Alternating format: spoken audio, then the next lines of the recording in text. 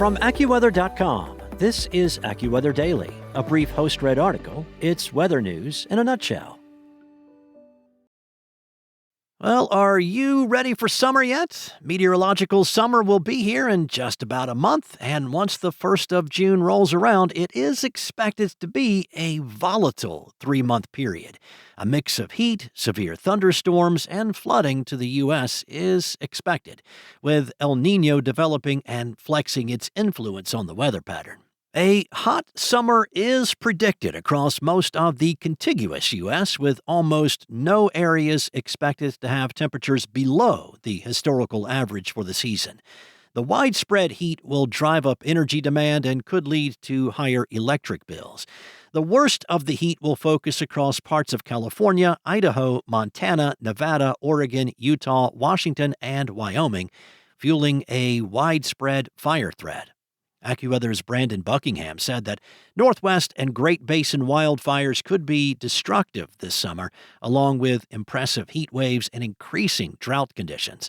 But the heat will not be limited to the West Coast. It will stretch across the country, with AccuWeather forecasters predicting the number of 90-degree days to be near or above the historical average in Boston, Chicago, New York City, and Philadelphia. In the Northeast, there could be a late surge of heat and higher humidity. The added humidity will boost AccuWeather real field temperatures during the day and contribute to warmer nights. Severe weather is expected to be most active from early to midsummer across the plains, the Midwest, and the Ohio Valley, with the storms shifting farther east later in the season. AccuWeather's Paul Pastelok said that the number of tornadoes can run near to above average in June and July. The numbers can drop off dramatically in August. While the tornado threat could be lower, severe thunderstorms will persist through August. In July and August, there will be a rising risk of destructive lines of thunderstorms known as derechos. Now, a derecho is much more powerful than a typical thunderstorm, and it is sometimes called an inland hurricane because of the widespread wind damage it can cause.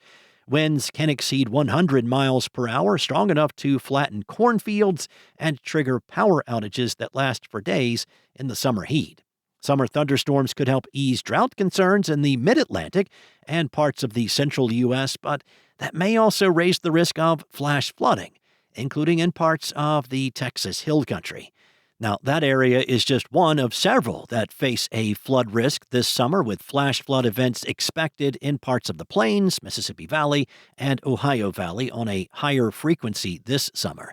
Flooding can also be a concern in the Southwest and Southern Rockies when the North American monsoon ramps up and tropical moisture surges northward. In those areas, flash flooding and mudslides could lead to road closures, especially in burn scars and steep terrain. While flooding is a concern in some parts of the country, drought is expected to worsen in others. Drought conditions are likely to expand across the Northwest and Northern California, and long dry stretches could also intensify drought along parts of the Gulf Coast and the southern and central Appalachians.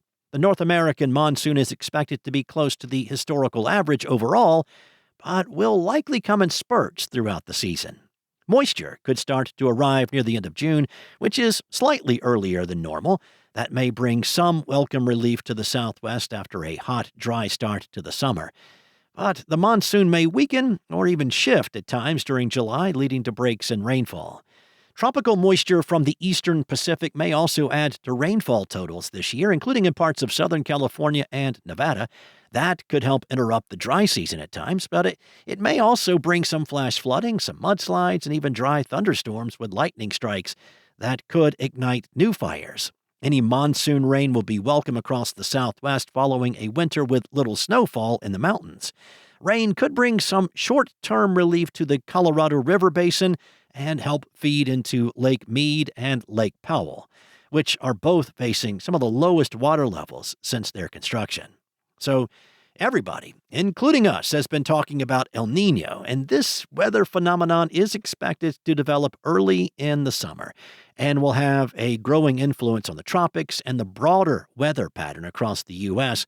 through the rest of the year. The large-scale climate pattern is linked to ocean temperatures near the equator of the Pacific. When sea surface temperature anomalies over a particular area of the east-central equatorial Pacific are at least a half degree Celsius above long-term historical averages, well, then an El Niño is born. A developing El Niño should help boost tropical activity in the eastern Pacific while keeping the Atlantic season near to below average overall. Pastelok said that other impacts this summer could be wetter conditions across the Central Plains, the Mississippi Valley, and Ohio Valley.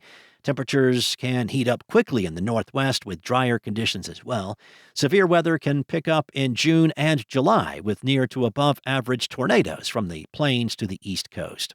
El Niño is forecast to strengthen and could evolve into a rare super El Niño later in the year when it could have bigger impacts on the weather across the U.S. in the final months into the start of next year. That's all for now. You can find regional forecasts and science-based articles at AccuWeather.com, and for your local forecast at your fingertips, download the free AccuWeather app. Enjoy the rest of your day, stay weather aware, and I'll be back tomorrow with more from AccuWeather.